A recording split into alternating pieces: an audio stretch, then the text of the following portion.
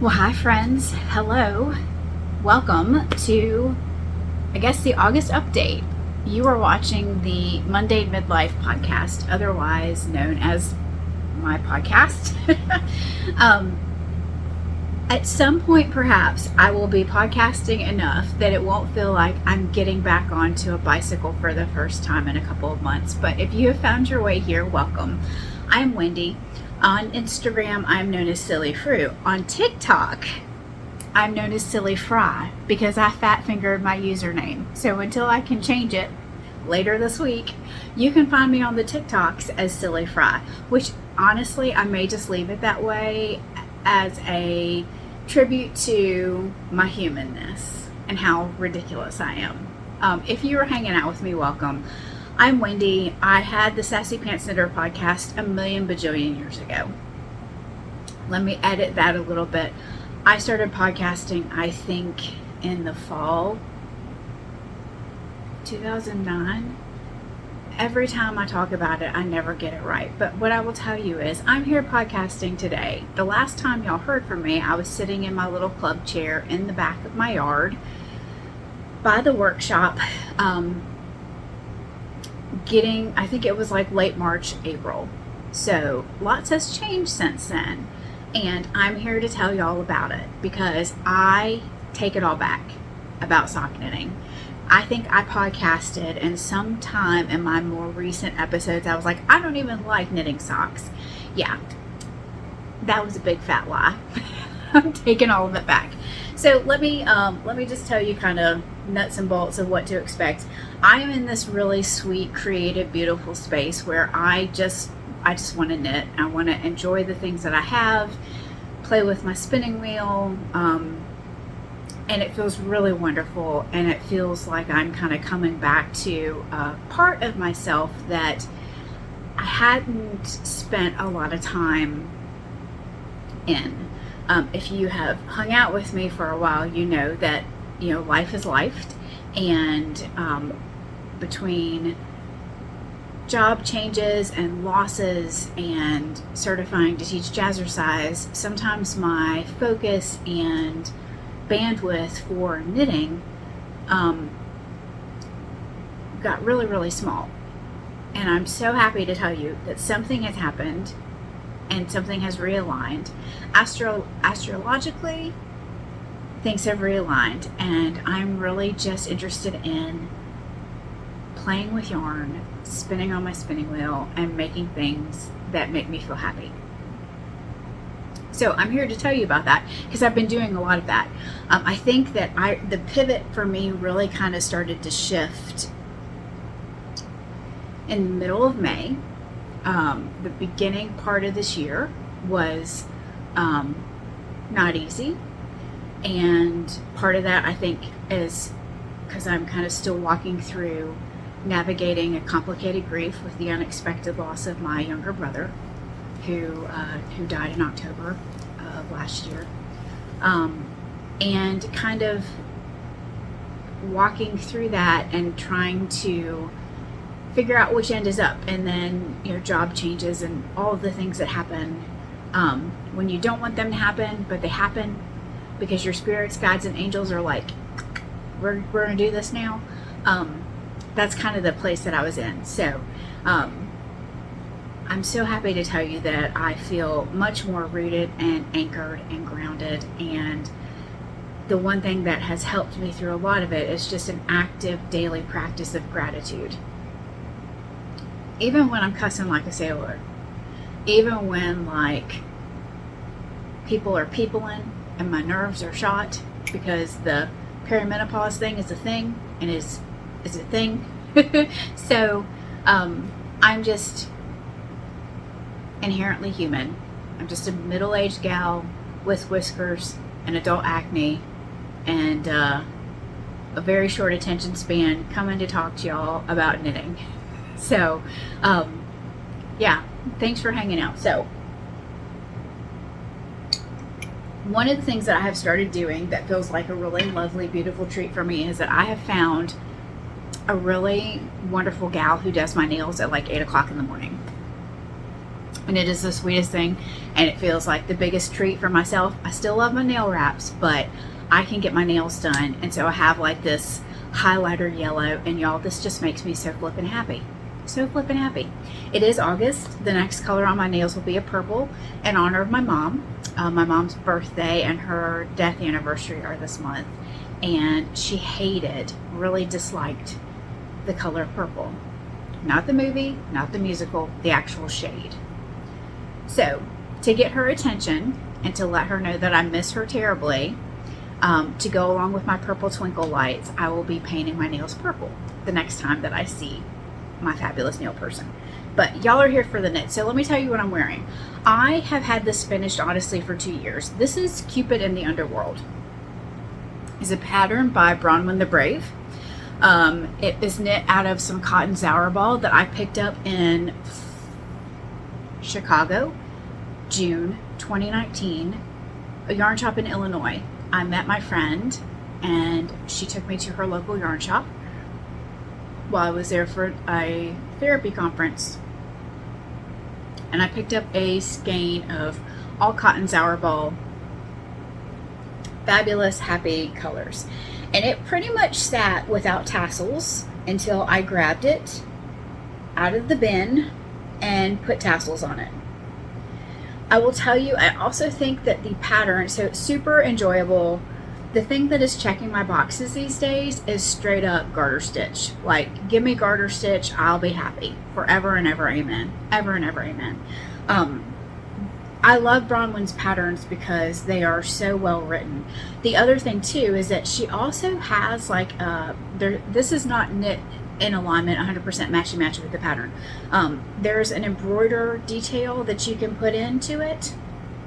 I did not do that. I just tasseled it and called it done. So this was officially finished last weekend when I just sat down. I pulled it out of my bins and tasseled it. So that is one of my finished objects. The other thing that I have finished, so in no particular order, I have been working on and doing a finishing kick. I'm still working on my Cancun boxy tee that has at this point been on the needles for a year. I was worried about it being too long, too wide of a neckline, so I actually picked it up and stitched the neckline so that it didn't feel like I was recreating flash dance, much to my disappointment, because I love a good like shoulder drop, shaking it, recreating flash dance makes me happy. But I didn't think that that was going to be super practical and an all cotton knit top, so I fixed it. I also, probably what has kind of kicked back my like coming back to this creative part of myself is that I started spinning again, probably in the middle of June. My friends Amanda and Kim were talking about spinning on their spinning wheels every day, and I was like, okay, I have this beautiful sunroom. I want to do that. I think I want to do that. So I brought my wheel out, and somewhere in the process I found I had started an into the wool spin called Courtly Frogs, and I had one bobbin,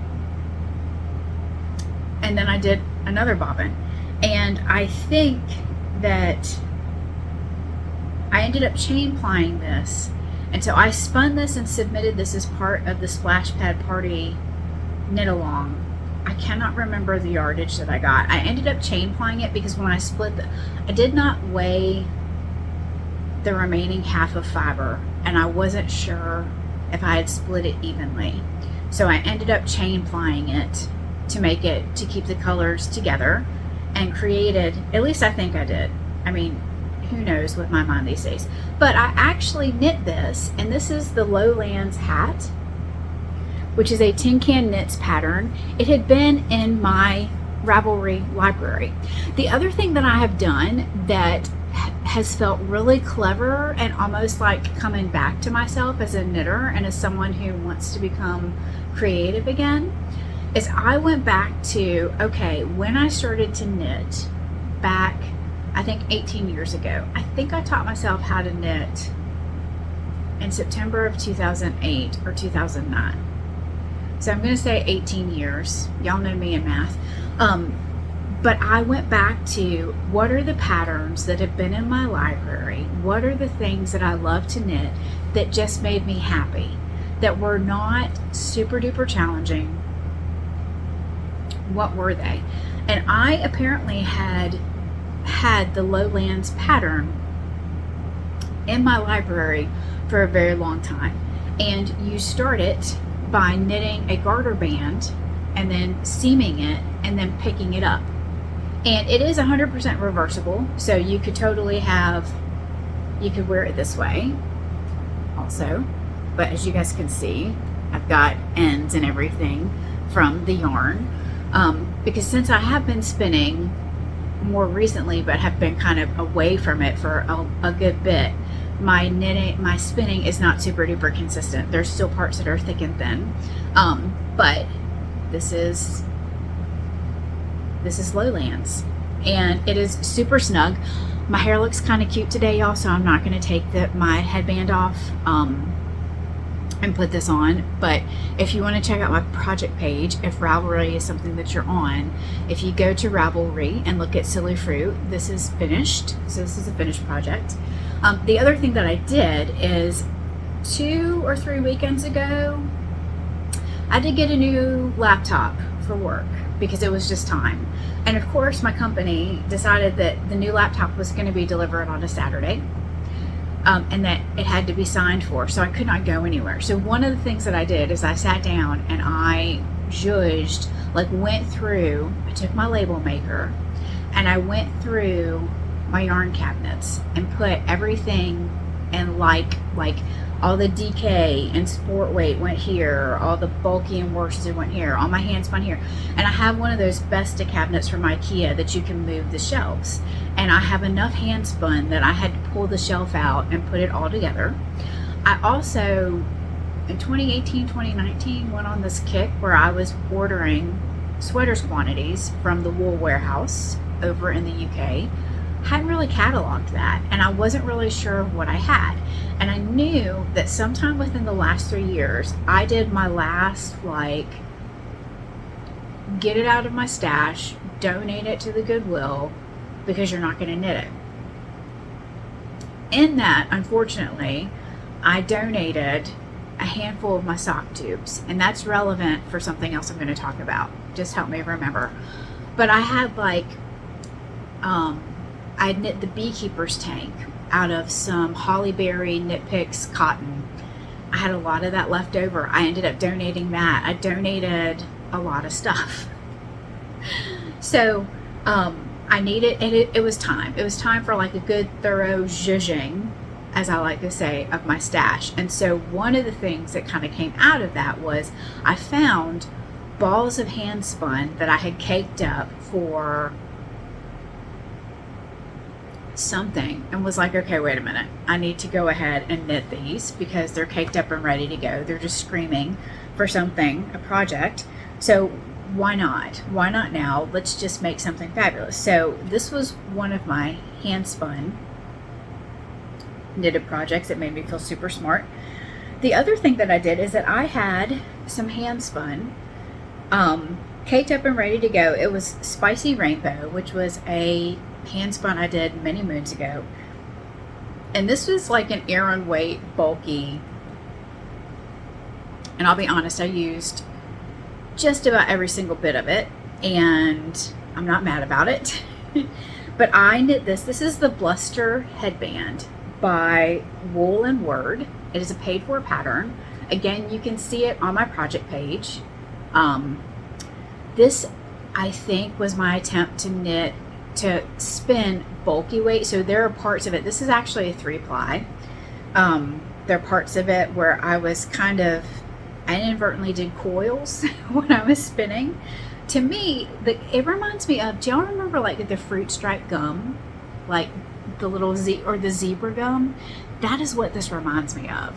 But it is this super cute headband that when the weather gets cooler here in South Carolina and I want to go for a walk and I want something to cover my ears. I mean, my hair, real talk, between having a weird form of cancer a million years ago and all of the side effects from that, and then menopause, perimenopause, this is the normal look for me because my hair is so thin. It's so fine that I try to keep it pulled up, because it just, even with the permanent, it doesn't, it's taken a beating. It's showing my middle-aged fabulousness. And when I walk sometimes, I typically walk with a headband and my ponytail pulled up onto the top of my noggin, like so. So this is my zebra stripe gum bluster headband by Wool and Word. Wool and Word, WYRD. Paid for pattern. Again, you can check out my Ravelry page. So those are two things that I've done with my handspun, but wait, there's more. One of the things that I did in June, I went to therapy summer camp, like I do, and I was in meetings. And one of the things for me to help me focus in meetings, is to knit.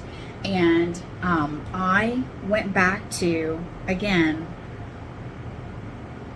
projects that I remember looking at when I learned how to knit a long time ago. And I found Martina Bim's projects. And if you know Martina Bim, then you know, think about Brickless, Trillion, the number of patterns that she's done that are beginner friendly, perfect for handspun, perfect for heavy duty variegated. She used to do a lot of collaborations with Miss Babs.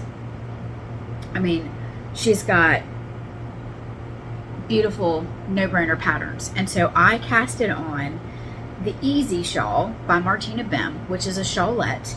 And I think that this has been, I don't even know how long it's been in my library, but I knit it with my hand spun. Absolutely love it. Absolutely love it. It was one of those projects that it still happens for me where you're sad when it's done. And I'll be honest, I do not remember where this handspun came from. I don't. One of the things that I'm trying to be better about is cataloging and trying to remember what I did and where I created my handspun, and trying to be better about that, because that stuff matters when you're trying to knit with your handspun for a project, which is like, duh. But here it is, also on my project page. But I honestly think that this was a bat that I had spun.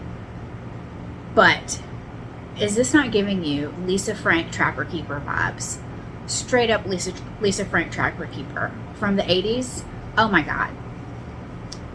I loved me some. I'm probably holding this upside down. Am I holding it upside down? I'm not. It's reversible. It's fabulous. I mean, it makes me so happy. I mean, just so happy. So happy to knit something that you didn't want to end, that I could have I bought like a little digital scale. My husband was like, "Are you a drug dealer? Why do you have a digital scale all of a sudden?" And I'm like, "Well, I need it to measure my yarn, to weigh it." And carried my little digital scale and just knit my face off and had the best time. So, I mean, with this screaming little highlighted yellow, oh, it checks all of my boxes. It makes me so happy. It makes me so happy. So, handspun, magical, love it, wonderful. So, one of the things that I also did is I really revisited my hesitation and my frustration with sock tubes. If you have hung out with me for a while, or even if you haven't, I, over probably the last 10 years, have sent easily 24 skeins of sock yarn to different places to be cranked into tubes, because I was like, that's magical, that's wonderful, because I'm not a quick knitter. And then it would come back and I would try to watch tutorials. I would have a squirrel moment, and I think I really bungled trying to do a cut in afterthought heel enough that I had decided this is not for me, not my favorite, I'm not doing it. Maybe sock knitting isn't for me. Well, y'all, I take it back. I changed my mind. which I think is one of the wonderful things that we get to do in midlife, is we get to figure out what doesn't work for us anymore, or we get to maybe revisit things that we've discounted for ourselves. I can't speak for everybody, but that's been my experience. And one of the things that's kind of happened with this knitting, my own interpersonal knitting revival, if you will, is that I picked up going through all of the sock yarn, all of the tubes. Hang on, I've got to sneeze. I really had to be honest, like, okay, let's give it a shot. Let's sit down. Let's look to see if there are other tutorials out on the interwebs that will show us how to do an afterthought heel. Because picking up and doing the toe and the cuff, easy peasy, not a problem. It is the cutting in the heel that has always given me fits when it comes to crank sock tubes. And so I sat down with a tutorial by Knitty Natter. Is that right? I'm not sure if that's the right that's the right Knitty Natty. My mind, y'all, I apologize. I sat down, I went very slow. I grabbed Kirby Warby, Follow the Yellow Brick Road, circa 2018, 2019. That's the other thing I will tell you. I am so disconnected with indie yarn dyers that, like, most of the stuff that I'm going to show you is probably from stash that at this point is almost 20 years old. Like within the last 15 to 20 years. So I'm going to show you yarn that's maybe not available. I will tell you Kirby Warby is dying because I have some stash enhancement from her headed my way. Sock yarn with mohair in it. I'm so interested in that. Sock yarn that has mohair. I can't wait. Anyway, I did it. I did the thing, y'all. I sat down with Knitty Natty's tutorial, took my time. Real talk, I had a headlamp on. I'd been given a headlamp from when I was a military contractor. That thing is fabulous. I use it for all kinds of stuff. Put my headlamp on, took my ring light, folded it, put it down in my lap so I could see, and I did the dang thing. So excited. So, here's the heel. Here's the heel. When I found these, I had done, on one of the socks, I had done the cuff and the toe, and I just needed to do the dang thing. And so I did. I did on both. So, I did this. These were 72, cranked at 72 stitches in the round. Here's the other thing that I'm realizing. When I bought sweaters quantities in 2018, 2019, and when I sent sock tubes to be cranked, I was 80 pounds heavier. That matters. With socks, it matters because not only my feet have changed, my feet have lost weight. So some of these tubes, so far the ones that I've picked up to work on so far, they're all 72 stitches in the round. Oh, I gotta fix that. But so what that means too is that these are loose, even with being careful on them. So I'm going to show you these. This was the second pair that I picked up, and I learned a lot. So I sent some tubes off to, I think Freckled Whimsy used to offer sock cranking. She's an indie dyer, and both of these I think I've got the opportunity here I've got to tamp down because I've got some gaps in the heels that I just discovered. I intentionally threw these into the washing machine and to the dryer. I washed and dried them just to see if I could get them to shrink. This is Twist Fiber Studio Ashley, who's not dying anymore, but this was her Holiday Lights colorway. And I was like, y'all, if I can pick up and do an afterthought heel and some gray and black sock yarn, I can do anything. And I have. So now I will tell you, this is a folded cuff, which I like. Toes, I like. I would have done, if I had to do it over again, so this is a little wonkified. It's fine enough for me. I've got to go back in and pick up because when I washed it, I think I didn't tamp down, so I've got a little bit of a hole here. But the next pair that I'm doing is, I think I've got some Rock and String and Erin is dyeing under a new dyeing name, and I cannot remember it, even though I've talked about it before.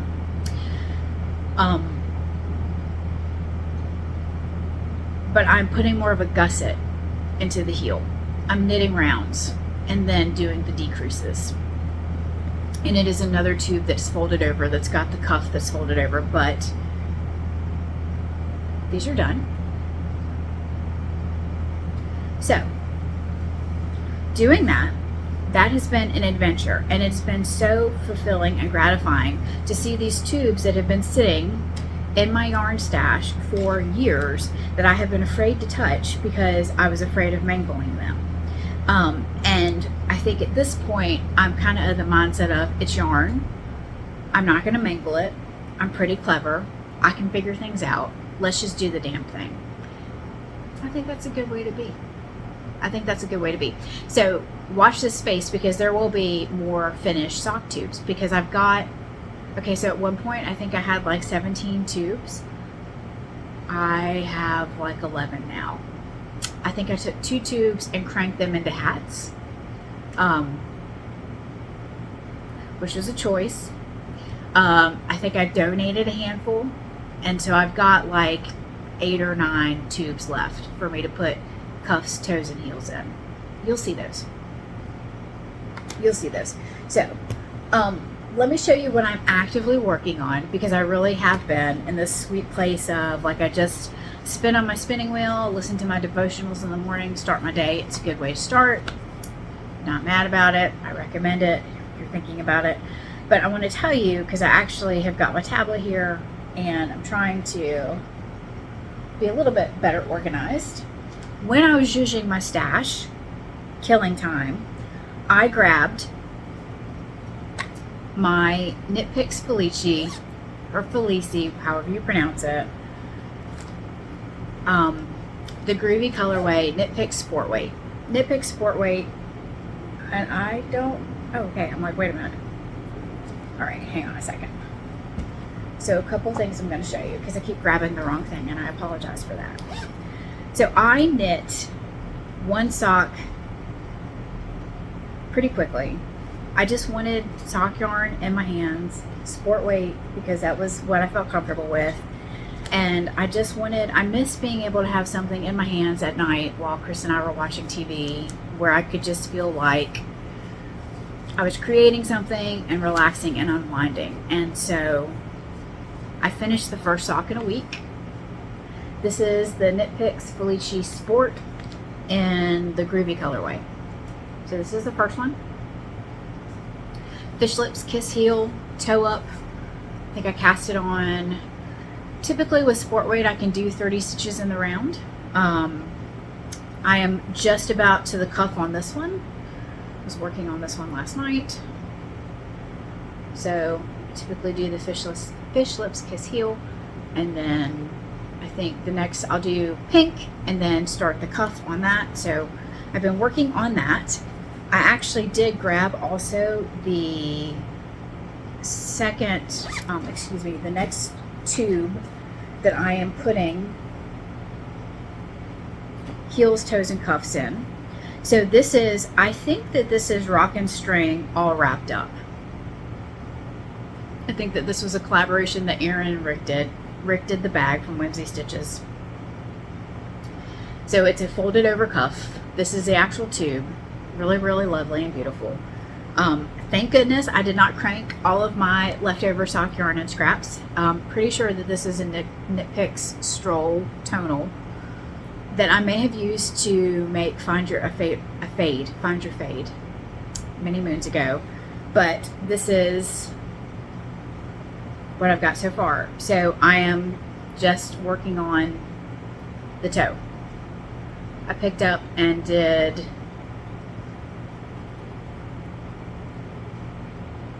I think I did 5 stitches in the round, and then I'm working on the decreases right there. And I will carry this with me. The thing that I'm running into is I can't see and knit with my contacts in anymore. My vision has changed, and I don't want to do bifocal contact lenses. I have transition lenses, But so I will carry this with me and work on it before I teach jazzercise sometimes. It's just something that I can knit on and feel really comfortable and very successful and clever about. The other thing is that when I was at jazzercise, I made a knitting friend. I'm so excited about this, but I made a knitting friend. And I asked her what she was knitting on, and she showed me the Sidelines wrap. And the Sidelines wrap is a pattern by Brienne Moody. And it apparently is very popular for using like spin cycle or stuff that looks like handspun. I looked at it and said, okay, I do wear things in my hair, but I don't know that I want something that is as big as that. So I actually went through the stash and pulled out, I had 2 half skeins left of Old Soul Fiber Company, no longer dying, that I had gotten a while ago. This is the Spring Fling colorway, and this is Sangria. And if you don't know, I'm in South Carolina. I went to the University of South Carolina, home of the Fighting Gamecocks, affectionately known as ass-kicking chickens around here. And I am knitting a head wrap that is the pattern I think calls for fingering and support weight. I'm using singles. I'm doing that on purpose because this will be long enough that you wear it doubled. And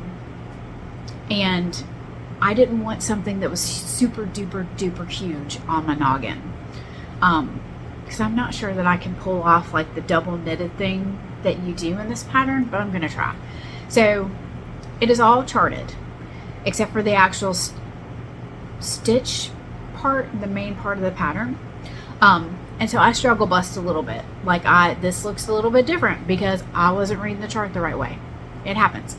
So I'm sitting and I have to pay attention. It is not as mindless as I would like it to be, but that's okay because I can do hard things. But this is how it looks so far. So that is it so far. Let me show you. Like I've got a ways to go. I think like I've got to knit a strip that's like 42 inches long, 24. I don't know. But it's a very popular pattern. I'm enjoying it. Let me tell you what else I have been doing. So I have been kind of zhuzhing and moving things around. And I will tell you also, I'm so excited.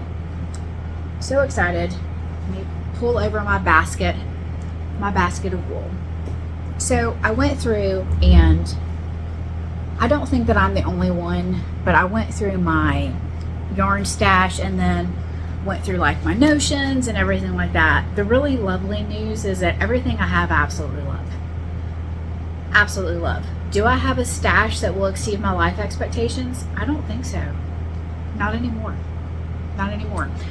I do have sweaters quantities that, again, I purchased when I was 80 pounds heavier. So I could either knit 2 different sweaters with the same yarn, or I could de-stash extra. But I actually sat down and really like logged everything. But I did want to show you, I have been doing more hand spinning.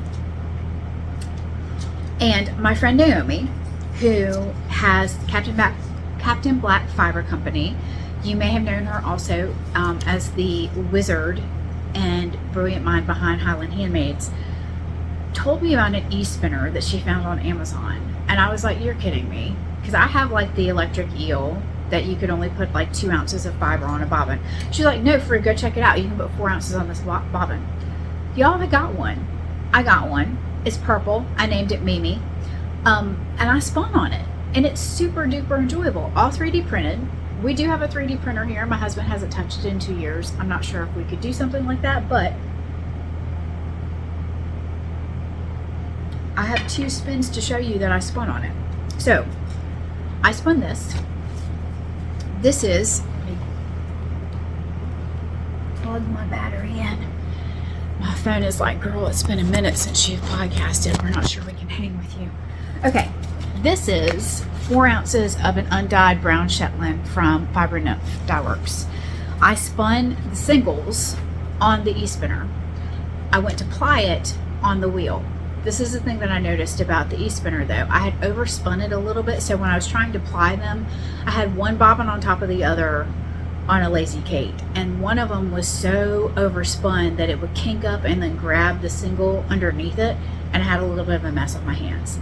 thankfully I figured that out. I put one bobbin on the e-spinner with no tension and literally just used it as a Kate, and then used my lazy Kate, applied this together. This is 234, I think it's 234 yards of a beautiful brown undyed Shetland. Gorgeous. I treated myself and signed up for Three Waters Farms Fiber Club. In fact, sometime today, I've got a finished spin where I need to apply 4 ounces of a BFL in the Night Gardener colorway. It is gorgeous. But I did join that fiber club because I thought, I think I had less than 6 braids of fiber in my stash. I've since remedied that because Captain Black Fiber Company has a lot of stuff that she was clearing out from Highland Handmade, so I replenished my fiber stash. I also spun, speaking of Highland Handmaids, this is a Targhee Bamboo Silk Blend. It is Can't Make Me Hate Volume 2. This I spun on my wheel. I have a sidekick. I have a sidekick. I had to replace the drive band last year when I was spinning my bat vent. I also finished my bat vent, but I don't know where it is. So this is Happiness, right? This is a 2-ply. The Shetland is also, everything that I have is a 2-ply. And then this is, what is this? And it is from Into the World. What's this? It is from their fiber club back in March of 2014. And this is 340 yards. And to me, I'm going to be honest, this screams Halloween. And Shayna Lines just released a pattern called Long Weekend that I think that this is going to be my first cast on when Jen opens up the pigskin party. When the NFL season kicks off and you start that knit along. I think this is going to be one of the first things that I cast on. Shayna Lines, that pattern looks perfect for handspun. She did one sample in her handspun, and I think that you weigh it. I bought the pattern, I've just not looked at it yet. But I think her handspun sample used maybe a little bit more, but it also is one of those patterns that you just weigh your weight, you weigh your yarn, and you check it. And I can do that now because I've got a digital scale. So this to me screams Halloween, and it needs to be a shawl that will go around my neck. It is 100%, I think it's a superwash merino. Superwash merino makes me happy. So, done that. So the exciting thing that I'm here today also selfishly to invite you on my journey because I am so excited to tell you guys that I treated myself. And as I was going through and looking at yarn, looking at my sock yarn, I was like, you know what? It might be time for me to revisit whether or not I want to actually go down the rabbit hole and look at circular sock machine goodness. And if you did not know, I still knit hats for Grammy, just for me. I send them, I hand deliver them in November to the church that my grandmother went to. They have a homeless ministry where they take hats and distribute them to the homeless once a month. And I had one of those Centro kids knitting machines, and it was great until it wasn't. And I treated myself earlier this year and bought an Addie King Pro circular knitting machine, and I love it. It's hefty, it's sturdy, it's definitely well made, better than the Centro one, but the Centro one was perfect. I cranked many hats on that. So I sat down and went through, looked at everything. Metal sock knitting machines are expensive, y'all. They're even more expensive than when I looked at them 5, 6, maybe 10 years ago. But I actually looked at Dean and Bean, which they print circular sock knitting machines. They have relocated from California to Asheville, and I bought one. I'm so excited. I'm so excited. I'm so excited. Of course, you're going to be shocked. I bought one that's pink. It's gonna be pink, and it should be here in September.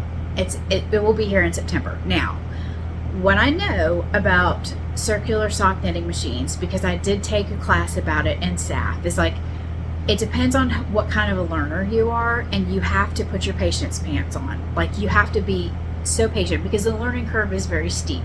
So Dean and Bean, one of the things that they do is that they have sock knitting clinics that they host a couple times a month. They do them on Zoom, but they also do a crank-in up in Asheville. Asheville's 2 hours up the road for me. I will hopefully be there maybe for a day for staff this year in October. But they do a crank-in where you bring your machine and something to set your machine on, and you, like in late April. And so one of the things that I did though is that they've got tons and tons and tons and tons and tons and tons of instructional materials, instructional videos, all of the things. And I looked at all of that and I was like, you know what? Why not? Let me just do this because I want to see if I like it. I have beautiful sock yarn, and I think it would be super cool if I could knit tubes. And then maybe I could be brave and be like, hey, if you want your sock yarn cranked into a tube, you can send it to me. I don't know if I'm going to do that just yet, but one of the things though that I do have though is some stash enhancement in preparation for being a circular sock knitted machine owner. Because the one thing I will say for the creators of Dean and Bean, they, I think, came into the market in 2022, 2021. The sock machine that I bought, it's the second generation of it. Did not buy a River. Did not buy also like the kitchen sink, but I got enough to be dangerous is what is coming to me. And I bought the table that they recommended that folds in half, that looks actually really nice in my fruit cave. But they also recommended, like, these are the yarns that we would recommend that you check out. Unfortunately, that resource list hasn't been updated since 2021. So some of the things that they've got recommended are discontinued yarns. But I looked all over the place and decided to do a couple of things. So I went to Michael's after I went and was running errands this morning. And I got some Patton's Croy in the gray-brown gray-brown marl. So I have Patton's Croy. Sock knitting machine will be here September. Between September 4th and the 25th is the tentative shipping window. So it's going to be a minute. But the other thing that they did is they recommended like a light colored sock yarn. Now, I don't know if you guys have seen Hobbii, Hobbii. It's a yarn company that is on social media. They're in Denmark. I ordered like dishcloth cotton that was Halloween and Christmas themed from them last fall. And I liked it. It's like thin fingering weight cotton yarn that I hold double. I typically have a dishcloth with me ready to go when I'm knitting while I'm waiting to teach jazzercise. But I looked a whole bunch of other places, and the price point really for me, I was like, okay, I'm going to spend about $50. So I spent about $50 pulling in yarn from Hobbii. Now, I did make a rookie mistake, and this is what I get for shopping for sock yarn late at night when I should be trying to go to sleep. But they had like balls. They have yarn that they're discontinuing, but the recommendation was a light colored sock yarn so that you could see what your machine is doing.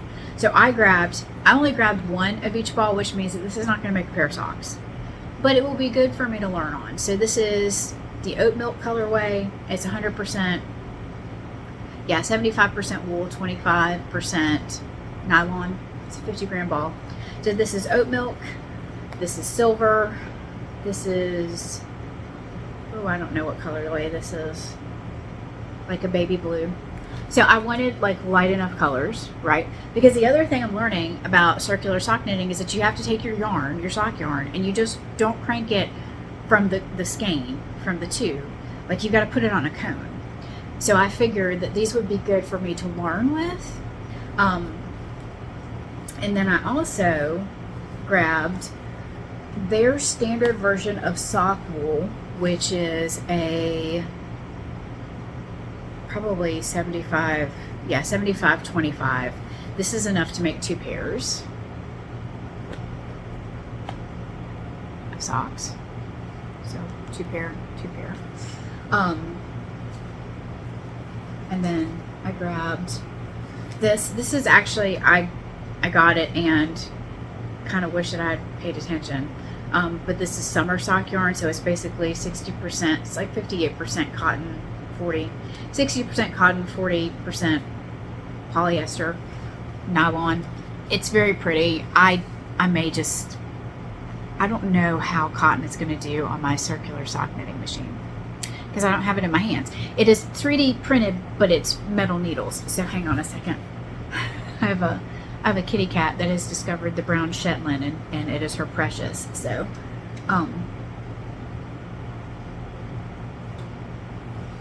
and then I got also silly socks.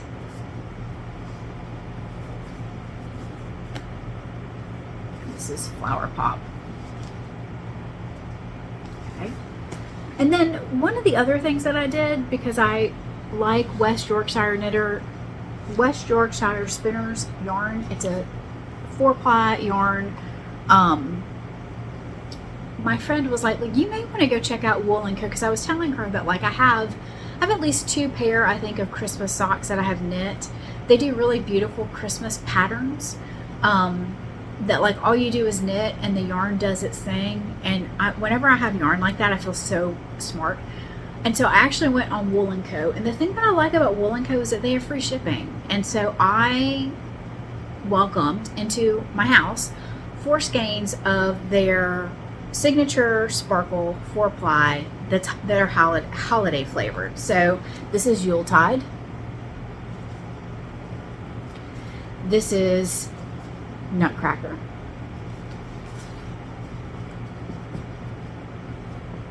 This is Fairy Lights. And this is Village Tinsel. So I think I will probably, and this is the card and the stitch marker that they sent.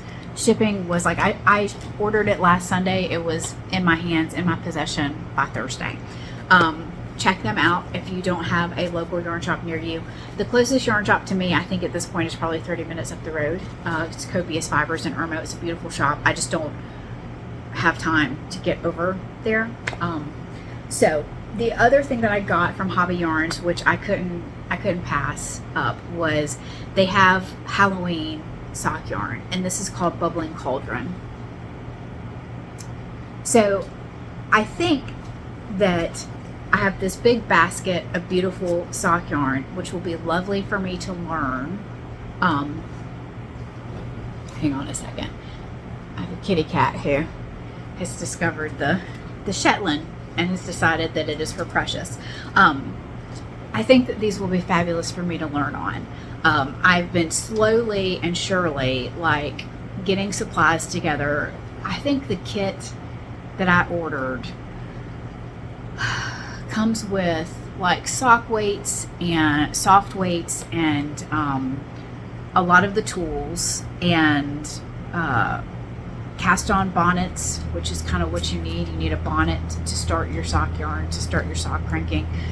So I have plans to just take my time and watch videos and learn, and I figured that it will be a really lovely experience for me to see, you know, if having a circular sock knitting machine is something that just levels up my ability to enjoy the things that I have, and levels up my ability to, you know, crank socks, because I think at this point, the next thing that I need to do is sit down with my sock drawer, because I think I've got stuff in there that may need to be donated to the trash can, because I am wearing stuff that has holes in it. So I think that's me.